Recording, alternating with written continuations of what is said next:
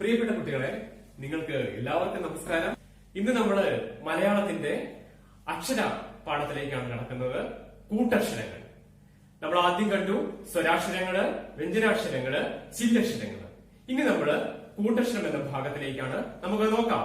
എല്ലാവരും വ്യഞ്ജനാക്ഷരം നന്നായിട്ട് പഠിച്ചു എന്ന് ഞാൻ കരുതുന്നു. കാരണം വ്യഞ്ജനാക്ഷരങ്ങൾ പഠിച്ചെങ്കിൽ മാത്രമേ നമുക്ക് കൂട്ടക്ഷരങ്ങൾ എന്തെന്നും എങ്ങനെയെന്നും അറിയാൻ പറ്റുകയുള്ളൂ. ഓക്കെ, നമുക്ക് ഭാഗത്തിലേക്ക് നോക്കാം. ഓക്കെ, ആദ്യം നമുക്ക് വ്യഞ്ജനാക്ഷരങ്ങൾ ആദ്യത്തെ ഒന്ന് എഴുതി നോക്കാം. ആദ്യം നമ്മൾ കൂട്ടക്ഷരം ഉണ്ടാക്കാൻ പോണത് ഇവിടെ തുടങ്ങുവാണ്. ക, ഘ, ഗ, ഖ, ങ. ഇത്രയും അക്ഷരങ്ങളാണ് നമ്മൾ ആദ്യം കൂട്ടക്ഷരം എങ്ങനെ ഉണ്ടാക്കാം എന്ന് നമ്മൾ നോക്കുന്നത്. അപ്പൊ ആദ്യമായിട്ട് നമ്മള് ഈ കാ കൂട്ടി നമുക്ക് ഇക്ക ഉണ്ടാക്കാം അല്ലെ. ഇക്ക നമുക്ക് എഴുതാം. ഇക്ക. ഈ ഇക്ക എങ്ങനെ നമുക്ക് കിട്ടി, ഇതാണ് നമ്മൾ നോക്കണ്ടേ. കൂട്ടക്ഷരങ്ങൾ തുടങ്ങുമ്പോൾ ഇക്ക എങ്ങനെ കിട്ടിയെന്ന് നമുക്ക് നോക്കാം. ക പ്ലസ് ക, ക പ്ലസ് ക, ക പ്ലസ് ക കൂടി ചേരുമ്പോഴാണ് ഇക്ക എന്ന അക്ഷരം ഇവിടെ ഉണ്ടാകുന്നത്. അപ്പൊ ഇത് കൂടി നമുക്കൊരു വാക്കുണ്ടാക്കാം. കക്ക, കക്ക, കാക്ക എന്നൊക്കെ വാക്കുണ്ട്. ഇനിയിപ്പം നിങ്ങൾക്ക് സംശയം തോന്നാം, ഈ ക എങ്ങനെ കിട്ടി? ക പ്ലസ് ക. അപ്പൊ ഈ ക എങ്ങനെ, ഇതില് വർണ്ണ അക്ഷരമായിട്ടുള്ള ഈ ക എങ്ങനെ വന്നു നോക്കാം. ക പ്ലസ് ആ, ഇത് കൂടി ചേരുമ്പോഴാണ് എന്തുണ്ടാകുന്നത്? ഈ ക എന്ന വാക്കുണ്ടാകുന്നത്, ഈ അക്ഷരം ഉണ്ടാകുന്നത്. അപ്പൊ ഇത് വർണ്ണാക്ഷരമാണ്. ഈ കായിൽ ഉൾപ്പെട്ട ഒരു അക്ഷരമാണ് ആ എന്ന് പറയുന്ന ഈ എന്തിനുണ്ട്? ഈ കായിലുണ്ട്. അപ്പൊ കായുടെ ഉള്ള ഒരു അക്ഷരമാണ് സ്വരാക്ഷരമായിട്ടുള്ള ആ. അപ്പൊ ക പ്ലസ് ആ കൂടി ചേരുമ്പോഴാണ് ഇവിടെ ക എന്ന ഈ അക്ഷരം കിട്ടുന്നത്. അപ്പൊ ക പ്ലസ് ക, ഇത് രണ്ടും കൂടെ രണ്ട് വ്യഞ്ജനാക്ഷരങ്ങൾ കൂടി ചേരുന്നതാണ് ഒരു കൂട്ടക്ഷരം. ഈ കൂട്ടക്ഷരം കൂട്ടിയാണ് നമ്മള് ഒരു വാക്ക് എഴുതിയത്, കക്ക. ഓക്കെ, മനസ്സിലായോ? ഇനി ഇതിന്റെ അകത്ത് കിടക്കുന്ന അടുത്ത വ്യഞ്ജനാക്ഷരം ഇഖായാണ്. ഇഖ കൂട്ടി കൂട്ടക്ഷരമില്ല, കാരണം നമുക്കത് മനസ്സിൽ കയറേണ്ട, ഇനി ഇങ്ങോട്ട് വെക്കാം. അതിനുശേഷമുള്ള അക്ഷരം ഗായാണ്. ഗ കൂട്ടി നമുക്ക് ഒരു കൂട്ടക്ഷരം ഉണ്ടാക്കാം. ഗ, രണ്ട് ഗ കൂടി ചേരുമ്പോ ഗ എന്ന അക്ഷരം. ഈ ഗ എങ്ങനെയുണ്ടായി? ഗ പ്ലസ് ഗ, ഗ. ഗ കൂട്ടി ഒരു വാക്ക് പറയണം. വിഗ്, വിഗ്, തഗ്, പഗ് എന്ന് തുടങ്ങിയ വാക്കുകളുണ്ട്. ഇനി അടുത്തത് മൂന്നാമത്തത്, ഈ അക്ഷരം കൂട്ടി കൂട്ടക്ഷരമില്ല, അടുത്ത അക്ഷരം ങയാണ് നമ്മൾ ഉപയോഗിക്കുന്നത്. ഇങ്ക എന്ന അക്ഷരം ഉണ്ട്. ഇങ്ക,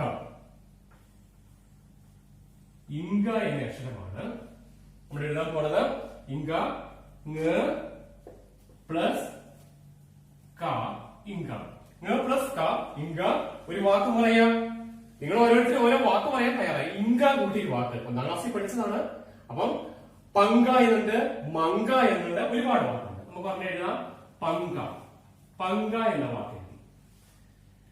അപ്പൊ ഇവിടെ നോക്കുക, മൂന്ന് കൂട്ടക്ഷരമാണ് നമ്മൾ എഴുതിയിരിക്കുന്നത്. ഇക്ക, ഇക്ക എന്ന കൂട്ടക്ഷരം, ഇഗ എന്ന കൂട്ടക്ഷരം, ഇങ്ക എന്ന കൂട്ടക്ഷരം. ഇതിലാണ് ഒരു വ്യത്യാസം നോക്കുക. ക പ്ലസ് ക, ഇക്ക. ഒരു വാക്ക് എഴുതി കക്ക. ഗ, ഗ പ്ലസ് ഗ, ഗ വിഗ് എന്നൊരു വാക്ക് എഴുതി. ഇങ്കയാണ് അടുത്തത്. ങ പ്ലസ് ക, ഇങ്ക. പങ്ക്, പങ്ക എന്ന വാക്ക് എഴുതി. പങ്ക, പങ്ക എന്ന് പറഞ്ഞാൽ ഫാൻ എന്നുള്ളൊരു അർത്ഥമാണ് കിട്ടുന്നത്. അപ്പം കുട്ടികൾ നോക്കുക, ഒരു വ്യത്യാസം ഇതിനകത്ത് നോക്കുക. ഒരു കൂട്ടക്ഷരം കിട്ടുമ്പോൾ അതേ അക്ഷരങ്ങൾ തന്നെ, കായാണെങ്കിൽ അതേ അക്ഷരം തന്നെ കൂടിച്ചേരുന്നത് ഒരു വർഗമാണ്. ഗായാണെങ്കിൽ അതേ അക്ഷരം തന്നെ കൂടിച്ചേരുന്നു, അതൊരു വർഗം. ഈ മൂന്നാമത് നോക്കുക വ്യത്യാസമാണ് അല്ലെ. ഈ വ്യഞ്ജനാക്ഷരത്തിന്റെ കൂടെ വേറെ ഒരു വ്യഞ്ജനാക്ഷരം, അതേ വ്യഞ്ജനാക്ഷരമല്ല, വേറെ ഒരു വ്യഞ്ജനാക്ഷരമാണ് കൂടിയിരിക്കുന്നത്. അപ്പോൾ അത് വേറെ ഒരു ടൈപ്പ് കൂട്ടക്ഷരം. ഇതാണ് ഞാൻ പറയുന്നത്. നിങ്ങളുടെ പുസ്തകത്തില് കൂട്ടക്ഷരം എന്ന് പറയുന്ന ഒരു സെക്ഷൻ കിടപ്പുണ്ട്. കൂട്ടക്ഷരങ്ങൾ സാർ രണ്ട് തരത്തിലാണ് കൊടുത്തിരിക്കുന്നത്. ഈ പുസ്തകത്തിൽ രണ്ട് തരത്തിൽ കൊടുത്തിരിക്കുന്നു. രണ്ട് കോളത്തിലായിട്ടാണ് കൊടുത്തിരിക്കുന്നത്. അപ്പൊ ഒരേ അക്ഷരങ്ങൾ കൊണ്ട് ഉണ്ടാക്കാവുന്നതും ഒരേ അക്ഷരം അല്ലാതെ വേറെ ഒരു അക്ഷരം കൂട്ടി ഉണ്ടാക്കുന്നതുമാണ് ഈ രണ്ട് തരത്തിലുള്ള കൂട്ടക്ഷരങ്ങൾ. ആദ്യത്തെ ഭാഗത്തില് 15 കൂട്ടക്ഷരങ്ങൾ, രണ്ടാമത്തെ കോളത്തില് 18 കൂട്ടക്ഷരങ്ങൾ, അങ്ങനെ 33 കൂട്ടക്ഷരങ്ങളാണ് ഇതിന്റെ പുസ്തകത്തിൽ കൊടുത്തിരിക്കുന്നത്. അപ്പൊ നിങ്ങൾ അതാണ് പഠിക്കാൻ പോകുന്നത്. ആദ്യത്തത് ഒരക്ഷരത്തിന്റെ കൂടെ വേറെ ഒരു വ്യഞ്ജനാക്ഷരമാണ് കൊടുത്തത്. ഇപ്പൊ കായുടെ കൂടെ ങ കൂട്ടി നമ്മൾ കണ്ടു, ഇങ്ക എഴുതി പങ്ക എന്ന് കണ്ടു. പക്ഷെ ഇക്ക എഴുതിയിരിക്കുന്നത് കായുടെ കൂടെ അതേ കാ തന്നെ കൂടി ചേർത്തിട്ടാണ് ഇക്ക എഴുതിയിരിക്കുന്നത്.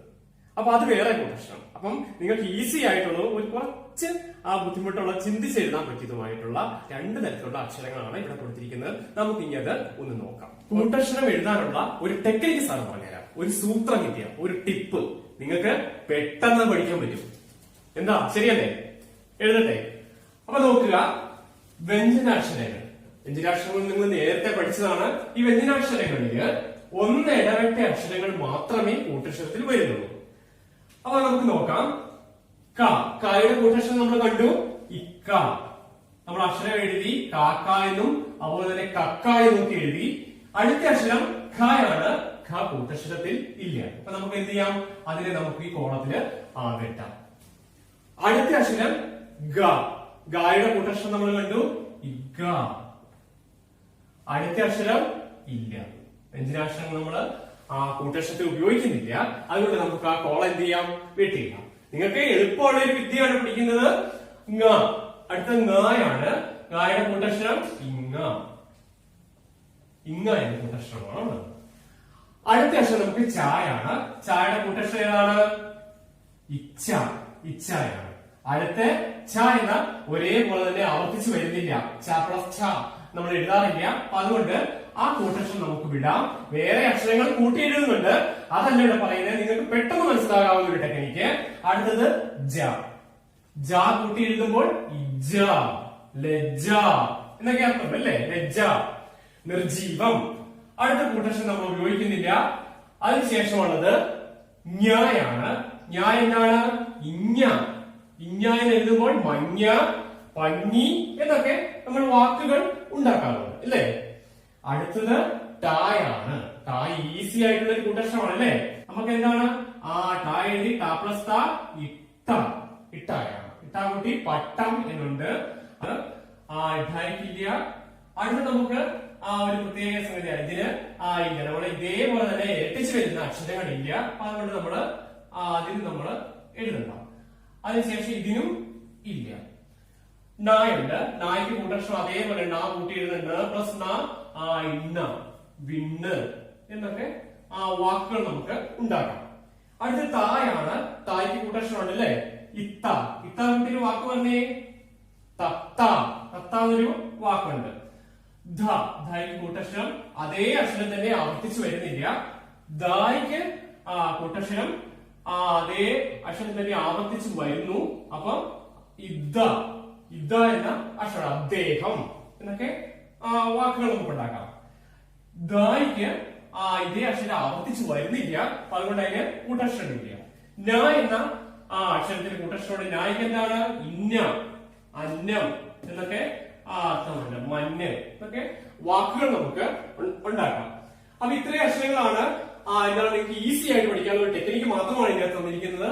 ക, ഇഖ, ചായ്, ഇച്ഛ, ട, ഇഠ, ത, ഇത്ത. ഈ ഒരു സംഗതിക്ക് ഖകാരത്തിന് ഇരട്ടിച്ച് കൂട്ടക്ഷരം വരുന്നില്ല. ഗ, ഗ, ജ, ജ, ദ, ദ. ഈ ഒരു വർഗവും ഖകാര വർഗത്തിലും കൂട്ടക്ഷരങ്ങള് അതേ അക്ഷരങ്ങൾ തന്നെ ആവർത്തിക്കുന്നില്ല. അതുകൊണ്ട് നിങ്ങൾ അത് എഴുതണ്ട. ങ എന്ന ങകാരത്തിന് ങ, ഇഞ്ഞ, ഇണ്ണ, ഇന്ന. ഈ ഒരു സൂത്രവിദ്യ നിങ്ങൾ പഠിച്ചു വെക്കുവാണെങ്കിൽ പെട്ടെന്ന് തന്നെ നിങ്ങൾക്ക് പഠിക്കുവാൻ പറ്റും. അടുത്ത വ്യഞ്ജനാക്ഷരം ഇപ്പായാണ് അല്ലെ? പ്ലസ് പ, ഇപ്പ. ഇപ്പായാണ് എഴുതുന്നത്. പ്ലസ് പ, ഇപ്പ. പപ്പടം, പപ്പായ എന്നൊക്കെയുണ്ട്. അടുത്തത് ധ. എനിക്ക് കൂട്ടക്ഷരമില്ല. ഭ പ്ലസ് ഇല്ല. അതുകൊണ്ട് എന്താണ് നമുക്ക് ക്രോസ് മാർക്ക് ചെയ്യാം. ബ ആണ് മൂന്നാം. ബ പ്ലസ് ബ. ബ റബ്ബർ എന്നൊക്കെ പറയും അല്ലെ?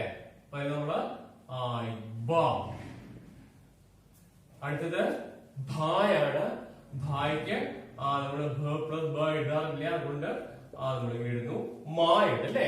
മായ്ക്ക് എന്താണ് കൂട്ടക്ഷരം? മ. മ എന്ന അക്ഷരമാണ്.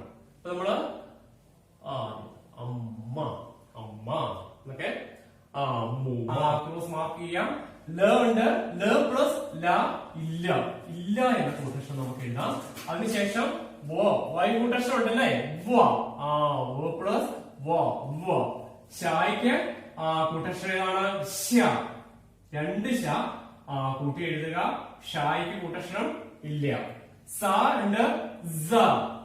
രണ്ട് സ. നിസാരം എന്നൊക്കെ പറയും. ഹായ്ക്ക് അതേ അക്ഷരം കൂട്ടിയില്ല. അപ്പൊ നമുക്കത് എട്ടാം. ലായ്ക്ക് കൂട്ടക്ഷരം ഉണ്ടല്ലേ. വള്ളം എന്നൊക്കെ എഴുതാം. ഇള്ളം. രായ്ക്ക് കൂട്ടക്ഷരമില്ല. നമുക്കത് ക്രോസ് മാർക്ക് ചെയ്യാം. റ എന്താണ്? അതേ അക്ഷരം തന്നെ ഉപയോഗിച്ച് നമ്മൾ എഴുതാറുണ്ട്. എന്നാൽ എന്താണ്? ഇറ്റ. ഇറ്റ എന്നാണ് അക്ഷരത്തിന്റെ പേര്. റ പ്ലസ് റ ഇറ്റ. പാറ്റ എന്നൊക്കെ വാക്കുകൾ നമുക്ക് ഉണ്ടാക്കാം. അപ്പൊ നമ്മള് എന്ത് ചെയ്യണം കുട്ടികള്? ഇതേ അക്ഷരങ്ങള് ഇതുപോലെ എഴുതിയിട്ട് കൂട്ടക്ഷരം ഉണ്ടാക്കാൻ പറ്റിയത് സാറിപ്പം കാണിച്ചു തന്നത് വീട്ടിലിരുന്ന് കൂട്ടക്ഷരം ഉണ്ടാക്കുക. ഓക്കെ. അപ്പോൾ നമ്മൾ ഇന്ന് പഠിച്ചത് എന്താണ്? ഒരു വ്യഞ്ജനാക്ഷരത്തിന്റെ കൂടെ അതേ വ്യഞ്ജനാക്ഷരം തന്നെ കായാണെങ്കിൽ കാ തന്നെ കൂട്ടിച്ചേർത്തി ഇക്ക എഴുതുന്നത് എങ്ങനെ അല്ലെ. അപ്പൊ നമുക്ക് അടുത്ത ക്ലാസ്സിൽ, അതായത് വേറെ ഒരു ക്ലാസ്സിൽ നമുക്ക് ഒരു വ്യഞ്ജനാക്ഷരത്തിന്റെ കൂടെ വേറെ ഒരു വ്യഞ്ജനാക്ഷരം, ഇപ്പൊ കായാണെങ്കിൽ കായുടെ കൂടെ ങ കൂട്ടിച്ചേർത്ത് അങ്ങനെയുള്ള വാക്കുകൾ ഏതൊക്കെയാണെന്ന് നമുക്ക് നോക്കാം. അപ്പോൾ ഇന്നത്തെ പഠന പ്രവർത്തനം നമുക്ക് നോക്കാം.